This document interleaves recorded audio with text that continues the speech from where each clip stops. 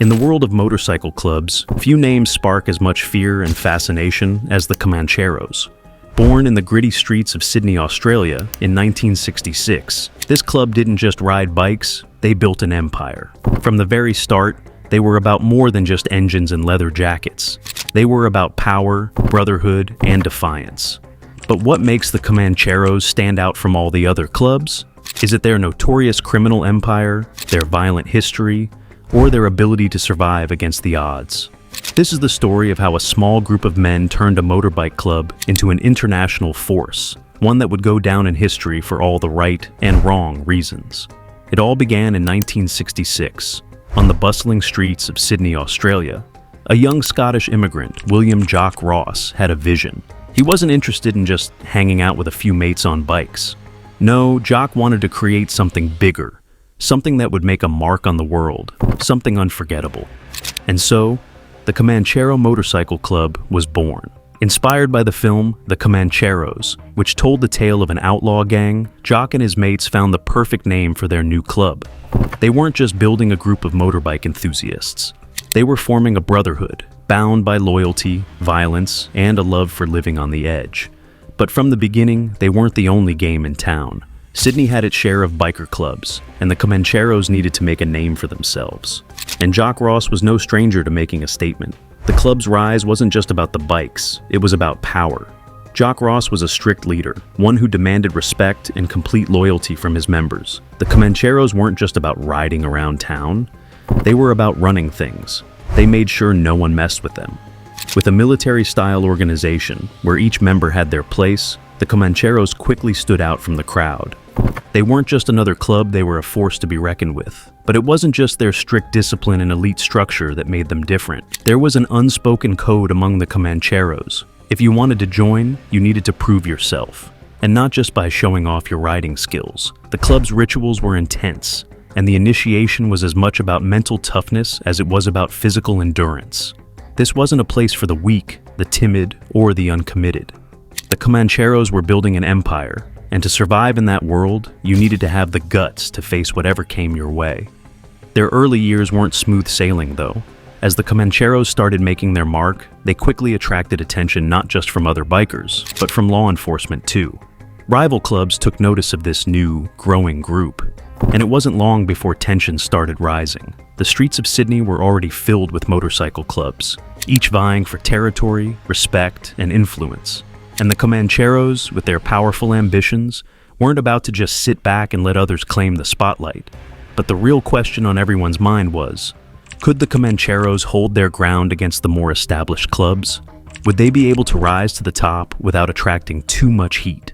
As it turned out, the world of motorbike clubs wasn't just about shiny bikes and leather jackets. It was a dark, dangerous game.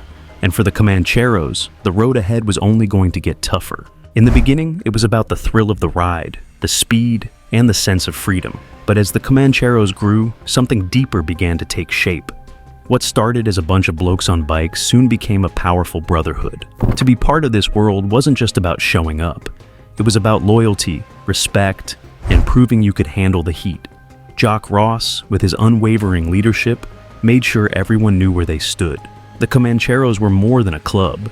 They were a way of life.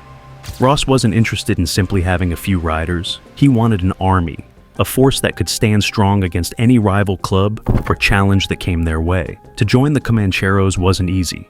You didn't just sign up. No, you had to earn it. The initiation process was brutal, demanding not just physical toughness, but mental resilience. It wasn't about how fast you could ride or how many beers you could chug. It was about proving you were willing to endure whatever came your way to prove you belonged. And for those who made it through, the reward was a patch, a mark of respect, and a membership into something far greater than just a bike gang. It was a bond forged in fire, something that couldn't be broken easily.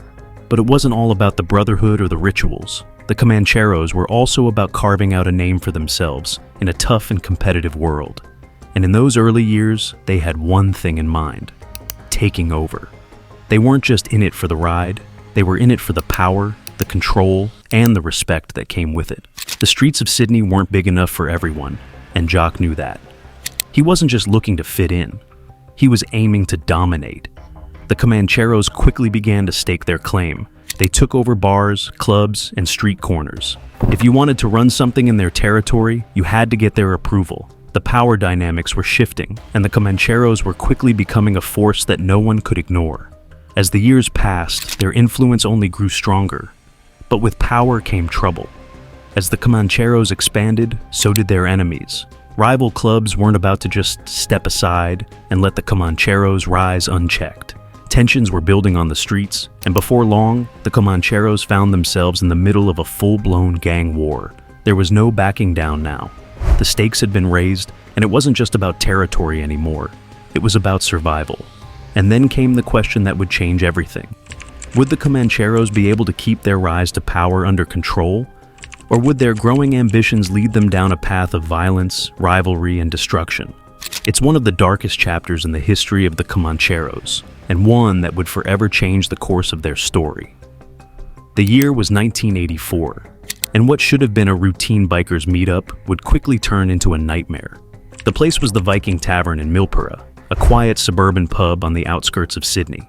But that day, it wasn't going to be a peaceful afternoon of drinking and chatting. It was about to become the battleground for an explosive clash between two of the toughest clubs in the country. The Comancheros, led by Jock had recently been at odds with a new player in town, the Bandidos Motorcycle Club. These two groups were no strangers to tension, but the situation was about to escalate far beyond anything anyone could have imagined. That fateful day in September, things went from bad to worse. A confrontation between the Comancheros and the Bandidos turned into an all-out gun battle in the parking lot of the tavern. What began as a heated exchange of words quickly escalated into a bloodbath. The scene was chaotic. Bullets flew, fists were thrown, and within moments, lives were lost. 7 people died that day, including 4 members of the Comancheros and 2 Bandidos. One innocent bystander, a 14-year-old girl, was also caught in the crossfire. It was a massacre that shocked Australia and left a scar on the Comanchero Club that would never fully heal. Jock's involvement in the violence led to his arrest, and he was later convicted for his role in the killings. But the impact of the massacre went beyond just Ross's conviction. The Comancheros, already known for their violent tendencies, were now seen in a whole new light. The massacre put them on the radar of law enforcement, the media, and now on rival clubs, who saw an opportunity to take them down. The aftermath of Milperra was brutal. The Comancheros were forced to deal with the fallout. Not just the loss of their brothers, but also the heightened attention from police, who were now actively pursuing them. This wasn't just a bikie war, it was an all-out battle for survival, and the Comancheros had just been thrust into the middle of it. But here's the thing. The Milperra massacre didn't break the Comancheros. If anything, it only made them more determined to hold their ground. They weren't going to back down. The violence only served to strengthen the club's resolve, and they learned a brutal lesson. In the world of outlaw bikie gangs, there's no room for weakness. You either fight for your turf, or you lose it. The massacre was a turning point, but not the end of the story. In fact, it was just the beginning of a much darker chapter. The Comancheros, scarred but unbowed, were now more dangerous than ever. But with more enemies closing in, the question remained. Could they survive the fallout? And would their brutal rise to power eventually be their undoing? By the time the 1990s rolled around, the Comancheros had shaken off the shadow of the Milperra massacre and were back on the rise. But the world around them had changed. The violence, the power struggles, and the constant battle for control weren't just local issues anymore. The Comancheros weren't content with being just another gang on the streets of Sydney. They had bigger plans, and they weren't shy about making moves. As the years went by, the club expanded beyond Australia's borders. They set up chapters in New Zealand, creating a new network that would bring them more territory and more influence. It was a smart move, but it also meant more eyes on them. The Comancheros weren't just dealing with rival bikie clubs, now they were attracting the attention of law enforcement and international criminal networks. In the late 1990s and early 2000s, the Comancheros became embroiled in a series of illegal activities that took their reputation to the next level. They weren't just about street-level violence anymore. The Comancheros were involved in high-stakes drug trafficking, money laundering, and all sorts of criminal enterprises. They had deep pockets and were willing to do whatever it took to expand their influence. The drug trade, in particular, became a massive cash cow for the club. They were heavily involved in smuggling drugs across international borders, and their reach stretched into countries far beyond Australia. From methamphetamine to cocaine, the Comancheros were making serious money by controlling the supply lines. With every drug shipment, their power grew, and so did their notoriety. The money that flowed into their coffers allowed them to strengthen their operations, recruit more members, and extend their grip on the streets. But the more they expanded, the more they had to deal with the inevitable fallout. Rival gangs, like the Hells Angels and the Bandidos, were hot on their heels. There was no shortage of competition, and the Comancheros were constantly fighting to stay on top. In this brutal world, it was a dog-eat-dog mentality. If you weren't constantly fighting to defend your turf, you were losing it. Despite the constant pressure, the Comancheros thrived in this environment. They weren't just surviving, they were growing stronger. But with power and money came new problems. Law enforcement, which had already been watching the club since the Milperra massacre, began to ramp up their efforts. The Comancheros couldn't fly under the radar much longer. And as the 2000s wore on, they would learn just how close the net was closing in on them. Yet, the Comancheros weren't done yet. The club's presence across New Zealand, Australia, and even further afield had made them a force to be reckoned with. They had connections, resources, and a determination that couldn't be easily broken. As the years moved forward, the Comancheros continued to rise, but they were walking a fine line. The question remained: could they keep expanding and pushing their criminal empire forward without being taken down by the police or their rivals? For the Comancheros, the next phase would prove to be even more dangerous than before, and the stakes would only get higher. As the Comancheros grew, so did the internal tensions that often come with power. The club's expansion, criminal dealings, and increasing attention from law enforcement weren't the only problems they had to face.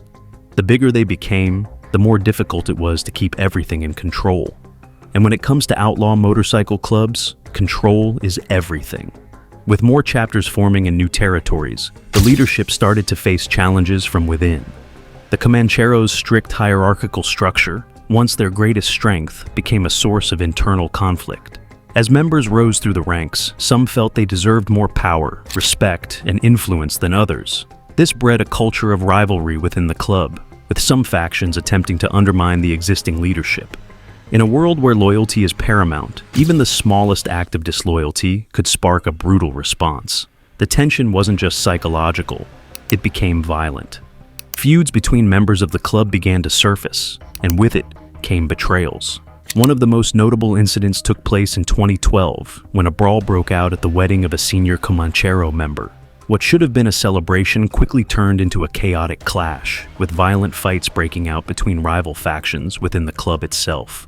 The club's internal rift had turned into a full-blown war, and the Comancheros now found themselves battling not just their enemies on the streets, but also their own brothers. This was a wake-up call for the leadership. Jock may have been a strong figure, but his influence was starting to wane. The power struggles weren't limited to just one region. Their spread across multiple countries meant that rival factions were fighting for control in places like New Zealand and even further abroad. As these disputes escalated, so did the violence. A brutal murder in 2017 highlighted the depth of the club's internal struggles. The killing of a prominent Comanchero, Pisu, became a point of intense speculation. Was it a result of the infighting, or was it a targeted hit from an outside source? No one could say for sure, but the fact that it came from within their own ranks was a chilling reminder of how fractured the Comancheros had become. It wasn't just about taking down rivals anymore. It was about staying on top of their own bloody game. And as the internal conflicts continued, the violence didn't stop. Between violent clashes with rival clubs, police raids, and the constant shifting power dynamics within the Comancheros, it seemed like the club couldn't catch a break. But despite it all, the Comancheros still managed to hold their ground. No matter how much the violence threatened to tear them apart, they were determined to remain a force to be reckoned with. But at what cost? The question was no longer whether they could survive, but whether their violent ways and internal strife would eventually be their undoing. Could the Comancheros continue to thrive while fighting off both internal betrayal and the growing pressure from law enforcement? Or was the club heading toward a point of no return? The 2010s marked a new chapter for the Comancheros, and it wasn't one that was about growing in numbers or expanding their empire. Instead, It was a time of crisis, as the law and the media turned their full attention to the club. The Comancheros, once a feared and respected force in the world of outlaw motorcycle clubs, now found themselves under a relentless spotlight. For years, the Comancheros had operated with relative impunity, their criminal activities often going undetected or unpunished. But by the 2010s, law enforcement agencies were stepping up their game. They were no longer just watching from the sidelines, they were actively hunting down the club's members. The pressure on the Comancheros was mounting, with raids, arrests, and charges piling up against the club. One of the biggest blows came in 2015, when high-ranking members of the Comancheros were arrested in an international drug bust. Authorities had been monitoring the club for years, tracking their operations across borders, and this was their moment. Several Comanchero members were busted for trafficking methamphetamine and other illegal substances. This was a massive operation, and it sent shockwaves through the club.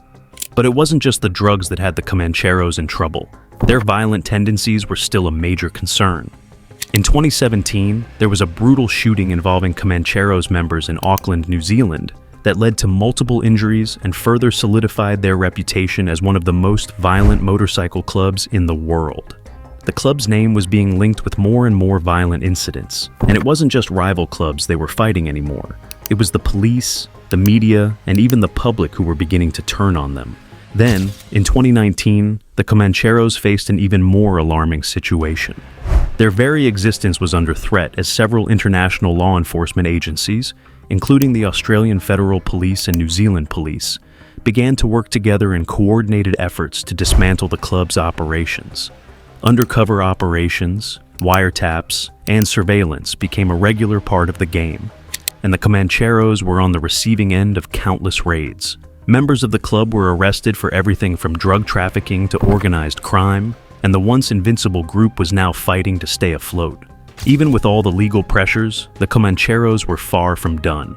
Their leadership remained resilient, and their chapters continued to operate, albeit with more caution. But while they were still active, the cracks were beginning to show. There were rumors of betrayal, of people within the club turning informant to save themselves. The loyalty that had once been so central to the Comancheros' power was starting to fray at the edges, and it didn't help that the club was still involved in violent clashes. In 2020, a violent brawl broke out in Melbourne, Australia, between the Comancheros and another rival gang. The fighting was brutal, and the message was clear. The Comancheros hadn't changed. They were still as dangerous and unpredictable as ever. Despite all the chaos, the Comancheros weren't backing down. The media and public were fascinated by them. After all, a gang that had survived so much deserved attention. But the more the Comancheros fought to hold on to their place in the underworld, the more they were squeezed from every side. The question remained, could the Comancheros survive this new era? Could they withstand the combined forces of the law, rival gangs, and internal fractures that were threatening to tear them apart? One thing was clear, they weren't going to go down without a fight. As the Comancheros move into the 2020s, they're a shadow of what they once were, but still not a group to be underestimated. The world they operate in has changed dramatically, and the club has had to evolve in response to these shifts. The once tight-knit, rowdy gang of riders now finds itself facing an incredibly different landscape, one where international police efforts are more coordinated. The public is increasingly hostile, and the stakes are higher than ever before. For the Comancheros, the golden days of easy expansion and unchecked power are long gone. Law enforcement across Australia, New Zealand, and even further abroad have honed their strategies for dealing with outlaw motorcycle gangs. The introduction of tougher laws, surveillance technology, and more aggressive tactics has made it far harder for groups like the Comancheros to operate without attracting serious attention. Today, the Comancheros still have chapters scattered across various countries, but they aren't as visible as they once were. The days of riding in large, rowdy packs are largely behind them. The club has learned to be more cautious, operating under the radar to avoid attracting the scrutiny they've faced in recent years. It's not that the Comancheros are no longer active, it's that their operations have gone underground, becoming more covert, more calculated, and more focused on maintaining power in the shadows. But the challenges are unrelenting. The Comancheros may still be a feared name, but they've been worn down by constant battles, both legal and internal. Police forces continue to crack down on their activities, And some of their rivals, particularly the Hells Angels and Bandidos, have proven to be relentless in their efforts to push the Comancheros out of key territories. The once dominant club is now fighting on multiple fronts, trying to preserve what it has left, all while dealing with the constant threat of infiltration and betrayal from within. The internal fractures that plagued the club in previous decades haven't gone away. Despite their best efforts to maintain unity, the Comancheros are still haunted by power struggles, members turning informant, and divisions that threaten to tear the club apart. Leadership within the Comancheros is now more fractured than ever, and it's not just about who has control over the streets anymore. With the rise of digital surveillance and a new era of undercover police work, trust between members has become a rare commodity. Despite this, there's no denying that the Comancheros have survived longer than most expected. They've outlived many other biker gangs, proving that their resilience is unmatched. But in this new age, their survival is not guaranteed. The game has changed. Everything from the drugs they deal to the way they operate has evolved, and the risks are greater than ever before. The question now is, how much longer can they keep this up? The world around them is different, and the Comancheros are forced to adapt or fade away.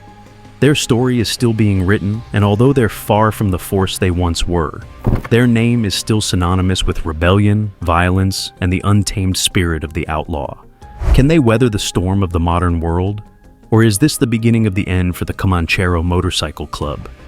Only time will tell, but one thing is clear. The Comancheros have never been ones to go down without a fight. As we look back at the history of the Comanchero Motorcycle Club, one thing is clear. The legend of the Comancheros isn't just about a gang of bikers. It's about a symbol of rebellion, power, and survival. From their humble beginnings in Sydney to their rise as one of the most feared and respected biker gangs in the world, the Comancheros have had an impact that stretches far beyond their criminal activities. The club's story is one of triumph and tragedy, of loyalty and betrayal, of bloodshed and brotherhood. It's a tale of how a group of riders, with nothing but a passion for bikes and a thirst for freedom, turned into an international criminal empire. But as we've seen, the road they've traveled hasn't been an easy one. The Milperra massacre, the internal strife, the constant battle with rival gangs, and the relentless pressure from law enforcement have taken their toll. So, what's left of the Comancheros today? The once invincible club that seemed to have no limits now finds itself operating in a world where survival is harder than ever. Their dominance is no longer assured, and the club is facing a future where it must adapt or fade into history. The global crackdown on outlaw motorcycle gangs, the rise of new criminal players, and the constant risk of law enforcement have all made the Comancheros' future uncertain. Yet, despite all the challenges, the Comancheros aren't simply disappearing. They've shown an incredible ability to survive, facing down the odds time and time again. Whether they'll remain a force to be reckoned with in the coming decades, or eventually be relegated to the annals of criminal history, is still anyone's guess. But what we can be sure of is that their legacy will never be fully erased. The Comancheros are more than just a gang. They're a symbol of the outlaw spirit, the desire to live outside society's rules, and the willingness to fight for your place in the world, no matter the cost. For better or worse, their story is one of defiance, and that will always be their defining trait. In a world that constantly seeks to break them down, the Comancheros continue to prove that they won't go quietly. They may be battered, scarred, and at odds with both the law and their own members, but the name Comanchero still carries weight. As we end this journey through the history of the Comancheros, the question remains, will they continue to fight for their place in the underworld, or will the weight of their own history finally drag them under? Only time will tell, but for now, their story is far from finished. The Comancheros, like their motorcycles, will keep roaring down the road, whether it's toward redemption or destruction.